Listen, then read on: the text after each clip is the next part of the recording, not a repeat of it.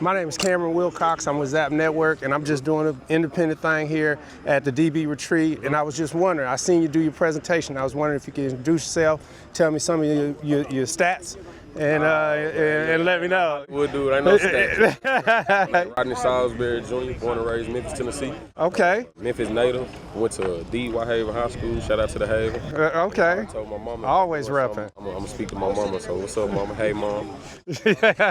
I got you. But nah, born and raised in Memphis, Tennessee. Played ball at Austin Peay State University up in Clarksville. Started my coach career at Whitehaven High School, coaching the DBs. And after I left, fortunate enough to get a job at Tulane.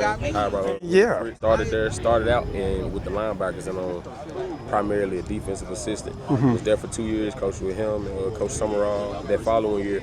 And then I was blessed with the opportunity to go back to my alma mater. Corners coach at my alma mater last year, Austin Peay State University. Now I'm back home, coaching with my pops. Man, blessed to have one of the few black head coaches in college football. I'm actually the assistant to a guy, Malik Boynton, that coached me, and we won a championship together at Austin Peay. I've been blessed to be in a situation where I've been around great coaches, great opportunities to learn, and I'm blessed, dog. And I'm here to give back. Like my whole why to why I coach is to give back to the youth. Them everything that I wish I had, thing that I might have missed along the way. You know what I'm saying? So right. I just try to add value, and that's me, just add value.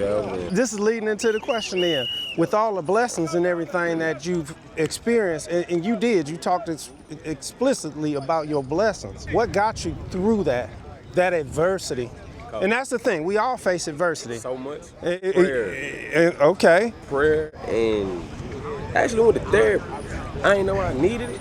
It's a lot of stress, a lot of time you put in with coaching. You don't get the opportunity to spend a lot of time with yourself. Spend so much time worrying about everybody else. It's like sitting down, self-reflecting, and man, that's the biggest thing for me. So I lean on God all the time. My granddad was a pastor, grew up in the Word, grew up in the church. So that get me through a whole lot. And the little music, turn on the music, I'll be all right. Yeah. So in that, what was the biggest challenge playing ball that you faced and overcame?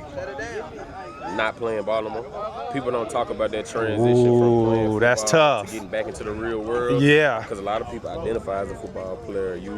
That becomes your identity because you've done it for so long. You poured your whole, like I poured my whole life into working to go be a D1 athlete. That's delusional on the outside looking in. That's 1%. Absolutely. But that's something that was normalized where I was from because a lot of folks from my high school went D1. So I'm thinking that's normal. Right. I'm chasing a lofty dream, but chasing it nonetheless.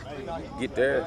My whole life we grinding for this little league. I'm watching the high school games, middle school watching the high school games. Then I'm in the high school games. Now I want to go D1. Right. Go D1, then I'm done playing. I'm like, now what? And it's that same depression that you feel when you get injured as a player. When you feel like you can't help the team or you're not being useful right now. Right. You get overlooked. Like that same transition, that same depression might hit when you transition because everybody not comfortable restarting per se. You know what I'm saying? So that was the biggest adversity right there because I dealt with a lot of loss after I stopped playing too. So it was a whole lot of that compounded, and man, I was just blessed to have a strong support system too. I can't speak to how blessed I am to have a good family. You know what I'm saying? Right. Keep me grounded when shit got hard because it did. That inner circle is tough. People, like it be like you'll never know what was going on in my life based off how I was living because I'm always bring a smile. Exactly. Everything better. Hey, embrace it. You gotta embrace everything that comes.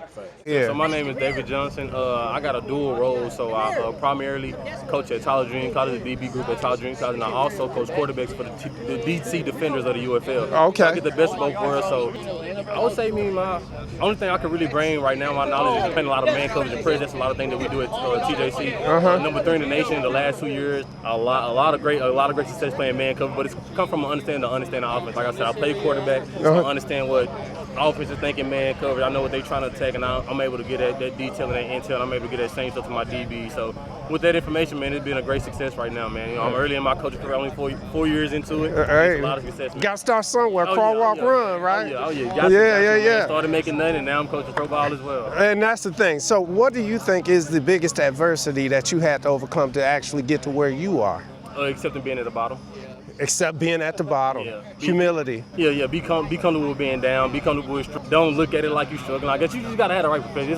It's a mental battle. So I mean, if you can overcome the mental battle or whatever situation you're gonna put yourself in, you can accept the badge like you accept the good and shit. You'll be fine. And what do you feel as though this is your main thing that you want to bring out here to these kids. Detail. Oh, Everything yeah. got purpose. Everything got purpose. Like I was telling one kid, you shooting your hand and jamming is not just because coach said shoot your hand. It's about maintaining the space, maintaining our discipline.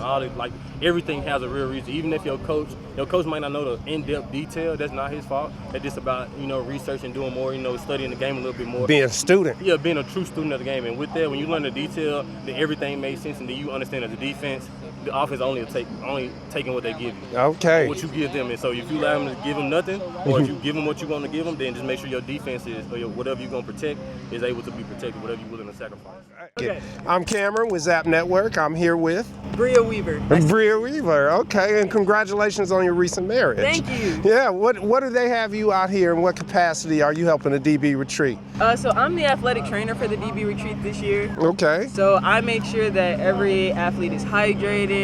I make sure that they're taped and ready to go. Okay. I also make sure that if they are like overheating or need a stretch or anything like that, they can come see me under the tent. Okay, and that's the thing. Where did you get that knowledge? Where did you go? What did you do? How did you make it here? So I got my master's degree from the University of Texas at Arlington. That's what's up, UTA. Yes, so UTA, and so now I'm actually working for a high school in Arlington ISD. Okay. Which is how I met Coach Malik. Okay. So we connected that way, and he asked me to come out and be his athletic trainer for the DB retreat. That's what's up. What's Yes, up? sir. What's your passion towards? What brought you to, like nutrition, physical education, physical health, physical therapy? So I myself was actually injured in college, and I had a really great athletic trainer that she is the reason that I'm in this career. Oh, she definitely had a great influence. You had a mentor. Yes, You sir. want to shout her out? Yeah, shout out to Portia Phillips. Yeah, after she was like, you'd be pretty good at this. And so after shadowing her, getting my skills sharpened while I was in the master's program at UTA, I was able to get a job at Arlington Sam Houston, and I've just fallen in love with their kids. If you had something that you wanted them to take with them from this camp, just going forward, what would that be?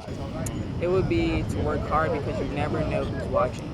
Oh, yeah. Malik has so many connections and people out here, and they just look like regular people. You never know that they're in some very high up places. Definitely continue to work hard because you never know when your opportunities come in. And what was that transition from athlete to trainer? What was that like? It was interesting because I'm so used to being on the field, and now I'm taking care of the people that are on the field, court, I guess I should say. So it was at first it was an adjustment because I was like, man, I feel like I can service them better because I've been where they're at. What was the biggest challenge then? The biggest challenge was... And how did you overcome it? So my biggest challenge was me having to realize that I can't want my athletes to get better more than they want to get better. Ooh, that's a good one. Yeah. So I overcame that by just kind of taking myself and my passion out of the equation. Right. So I was like, hey, if the athlete shows up for rehab, great. If they don't, great. But if they want to get better, they'll put in the work that needs to be done to get better. And if they don't, then they'll just stay where they are.